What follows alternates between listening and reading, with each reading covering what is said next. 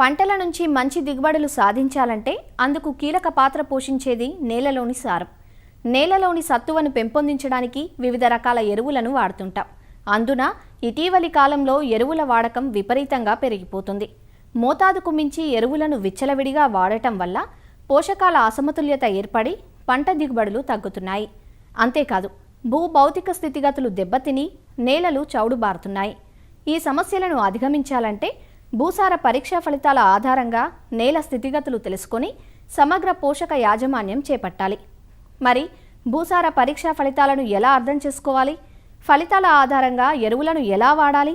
ఎలాంటి యాజమాన్య పద్ధతులు పాటించాలి అన్న వివరాలను అందిస్తున్నారు ప్రొఫెసర్ జయశంకర్, తెలంగాణ వ్యవసాయ విశ్వవిద్యాలయం, నాగర్ కర్నూలు జిల్లా Krishi Vigyan Kendra Palem programme coordinator doctor T Prabhakar Reddy. ప్రస్తుత వేసవి కాలంలో భూసార పరీక్షలకు చాలా అనువైన సమయం. సో ఈ సమయంలో కనుక మనం భూసార పరీక్షలు చేసుకున్నట్లయితే దాంట్లో ఉండే పోషకాల ఆధారంగా, దాంట్లో ఉండే సమస్యల ఆధారంగా మనము రాబోయే వానాకాలంలో యాజమాన్య పద్ధతులు చేపట్టడానికి చాలా అనుకూలంగా ఉంటుంది. అయితే ఈ భూసార పరీక్ష ఫలిత పత్రాల ఆధారంగా ఎలాంటి యాజమాన్య పద్ధతులు చేపట్టవచ్చు, దాన్ని ఎలా ఇంటర్ప్రిటేషన్ చేసుకోవచ్చు అనేది కనుక చూసినట్లయితే ముఖ్యంగా నేలలో ఉండే ఉదయని సూచిక ఆధారంగా అది ఆమ్ల నేల లేదా తటస్థ నేల లేదా క్షార నేల అనే అంశాలను గుర్తించవచ్చు. నేలలో ఉండే pH ఆధారంగా 7 ఉంటే తటస్థ నేల, 7 కంటే ఎక్కువగా ఉంటే అది క్షార నేలగా గుర్తించవచ్చు. ఈ క్షార నేలల్లో కూడా 2 రకాలు ఉన్నాయి. తెల్ల చౌడు నేల, నల్ల చౌడు నేల అని 2 రకాలుగా ఉంటాయి. ముఖ్యంగా చూసినట్లయితే ఈ తెల్ల చౌడు నేలల్లో ఉదయం సూచిక 7 నుంచి 8.5 వరకు ఉంటుంది. ఈ నేలలో క్లోరైడ్స్, సల్ఫేట్స్ అనే లవణాలు ఎక్కువగా ఉండడం వల్ల నేలలో విత్తనాలు కానీ ఏదైనా వేసినప్పుడు మొలక శాతం తక్కువగా ఉంటుంది. ఈ పోషకాలు అందే స్వభావం కూడా చాలా తక్కువగా ఉంటుంది. తెల్ల చౌడు అధికంగా ఉండే నేలను మడులుగా చేసుకొని ఆ మడుల్లో నీరు అధికంగా నింపి, అంటే ఒక 15 సెంటీమీటర్ల వరకు నీటిని నింపి దాన్ని ఇంకేటట్లు చేయాలి. ఈ నీటిని ఇంకేటట్లు చేయటం, లేదంటే ఈ నీటిని ఒక 3-4 రోజులు నిల్వ ఉంచి తర్వాత ఈ అధికంగా ఈ పేరుకుపోయిన ఈ లవణాలు కరిగిన నీటిని పెట్టడం, తీసివేయడం ద్వారా ఈ లవణాల యొక్క సాంద్రతను కొంతవరకు తగ్గించుకోవచ్చు.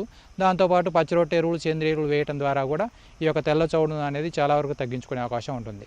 దాంతోపాటు నల్ల చౌడు నేలలు కనుక చూసినట్లయితే దీంట్లో ఉదయం సూచిక 8.5 నుంచి 10 వరకు ఉంటుంది. సో దీంట్లో సోడియం శాతం అనేది చాలా ఎక్కువగా ఉంటుంది. సో ఈ సోడియం ఎక్కువగా ఉండడం వల్ల నేలకు నీళ్లు పెట్టినప్పుడు బురదగా గాను, నీరు తీసివేసినప్పుడు గట్టిగా కానీ తయారవుతుంది. వివిధ రకాల సూక్ష్మ పోషకాలు అనేది మొక్కకు అందుబాటులో లేకుండా పోయి ఈ పంటల యొక్క పెరుగుదల అనేది చాలా వరకు తగ్గిపోతుంది. సో ఇలాంటి నేలలకు మనం ముఖ్యంగా ఈ యొక్క జిప్సం మోతాదును అనేది అధిక మోతాదులో వేయాల్సిన అవసరం ఉంటుంది. దాంట్లో ఉండే ఉదయం సూచిక ఆధారంగా మనం 10 క్వింటాల నుంచి 40 క్వింటాల వరకు కూడా ఈ జిప్సం మోతాదును వేసుకోవాల్సిన అవసరం ఉంటుంది. అంటే ఉదయం సూచిక 8 ఉన్నప్పుడు 10 క్వింటాలు, 9 ఉన్నప్పుడు 12 క్వింటాలు, 9.5 ఉన్నప్పుడు 18 క్వింటాలు, అలాగే 10 ఉన్నప్పుడు 20 క్వింటాలు, అట్లా తీవ్రత ఆధారంగా మన యొక్క జిప్సం మోతాదును అనేది 10 నుంచి 40 క్వింటాల వరకు కూడా వేసుకోవాల్సిన అవసరం ఉంటుంది. సో ఈ జిప్సంలో కాల్షియం ఎక్కువగా ఉంటుంది కాబట్టి ఈ కాల్షియం తోటి మనం ఆ సోడియంని రీప్లేస్ చేయబడి ఈ యొక్క భూమిని యాజమాన్యం చేసుకోవాల్సిన అవసరం ఉంటుంది. ఇంకొకటి ఏంటంటే మన యొక్క ఆమ్ల నేలలుగా గుర్తించినప్పుడు దాంట్లో సున్నం వేసుకోవాల్సిన అవసరం ఉంటుంది. సున్నం కూడా మనకు 5 నుంచి 10 క్వింటాల వరకు కూడా సున్నం వేసుకోవాల్సిన అవకాశం ఉంటుంది. దాంతోపాటు వివిధ రకాలైన పోషకాలను కూడా మనం సహజంగా భూమిలో ఉండే నత్రజని, భాస్వరం, పొటాషియం గుర్తించి దాని ఆధారంగా మనం ఎరువుల యాజమాన్యం చేపట్టాల్సిన అవసరం ఉంటుంది. ముఖ్యంగా నత్రజని మోతాదు కనుక చూసినట్లయితే 110 కిలోల కంటే తక్కువగా ఉంటే తక్కువ మోతాదులో ఉందని, 110 నుంచి 220 కిలోల వరకు ఉంటే అది మధ్యస్థ మోతాదులో ఉందని, 220 కంటే ఎక్కువగా ఉంటే అధిక మోతాదు. అదేవిధంగా భాస్వరం యొక్క మోతాదు కనుక చూసినట్లయితే 1 ఎకరాలో 10 కిలోల కంటే తక్కువగా ఉంటే అది భాస్వరం మోతాదు తక్కువగా ఉందని, 10 నుంచి 24 కిలోల మధ్యలో ఉంటుంది తటస్థ మోతాదు, అంటే ఆప్టిమం మోతాదులో ఉంది. 24 కిలోల కంటే ఎక్కువగా ఉంటే అధిక మోతాదు. అదేవిధంగా పొటాషియం కూడా మనకి 60 కిలోల వరకు ఉంటే అది తక్కువ మోతాదని, 60 నుంచి 120లో ఉంటే ఆప్టిమం, 120 కంటే ఎక్కువగా ఉంటే అధిక మోతాదు. మన ఈ భూసార పరీక్షల ఆధారంగా మనం రసాయన ఎరువుల మోతాదు అనేది తక్కువగా ఉంటే ఒక 30% ఎక్కువగా వేసుకోవాలి, ఎక్కువగా ఉంటే ఒక 30% రసాయన ఎరువుల మోతాదును తగ్గించి వేసుకున్నట్లయితే మనకు ఖర్చు తగ్గించుకునే అవకాశం ఉంటుంది. దాంతోపాటు సూక్ష్మ పోషకాలైన కాపర్, మ్యాంగనీస్, ఐరన్, జింకు కనుక చూసినట్లయితే జింకు మోతాదు 0.6 ppm కంటే తక్కువగా ఉంటే అది లోపం కలిగిన నేలగా గుర్తించి దాంట్లో ఎకరాకి 20 కిలోల వరకు జింకు సల్ఫేట్ని వేసుకోవాలి. అదే ఇనుపధాతు మోతాదు కనుక చూసినట్లయితే 4 ppm కంటే తక్కువగా ఉంటే అది ఇనుపధాతు లోపం ఉన్నట్టు గమనించి దాంట్లో ఎకరాకు 40 కిలోల వరకు కూడా ఐరన్ సల్ఫేట్ని వేసుకోవాలి, అన్నబేదిని వేసుకోవాల్సిన అవసరం ఉంది. అలాగే మ్యాంగనీస్ మోతాదు చూసినట్లయితే 3 ppm కంటే తక్కువగా ఉంటే అది మ్యాంగనీస్ లోపం ఉన్నట్టు గుర్తించి దాని ఆధారంగా సిఫారసు చేయబడిన మ్యాంగనీస్ సల్ఫేట్ని వేసుకోవాలి. కాపరు ధాతు లోపం కనుక చూసినట్లయితే 0.2 ppm కంటే తక్కువగా ఉంటే అది కాపర్ ధాతు లోపం ఉన్నట్టు గమనించి దాని ఆధారంగా మనము కాపరు పిచికారీ చేసుకోవాల్సిన అవసరం ఉంటుంది.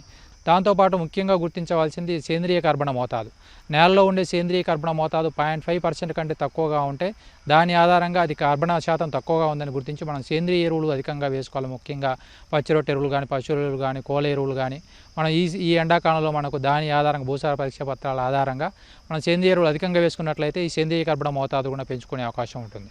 సో దీంతోపాటు మనకు ముఖ్యంగా నేలలో ఉండే ప్రధాన పోషకాలు, సూక్ష్మ పోషకాలు, దాంతోపాటు నేలలో ఉండే సమస్యలు, దాంతోపాటు నేల స్వభావం, సో వీటి అన్నిటినీ కూడా భూసార పరీక్షా పత్రంలో పొందుపరచబడి ఉంటుంది. కాబట్టి రైతులందరూ కూడా వీటిని అర్థం చేసుకొని వాటి ఆధారంగానే మనకు యాజమాన్య పద్ధతులు పాటించడం కానీ, లేదంటే రసాయన ఎరువుల మోతాదును తగ్గించుకోవడం, పెంచుకోవడం కానీ చేసుకోవడం ద్వారా దాని ఆధారంగానే మనం యాజమాన్య పద్ధతులు చేపట్టాల్సిన అవసరం ఉంటుంది.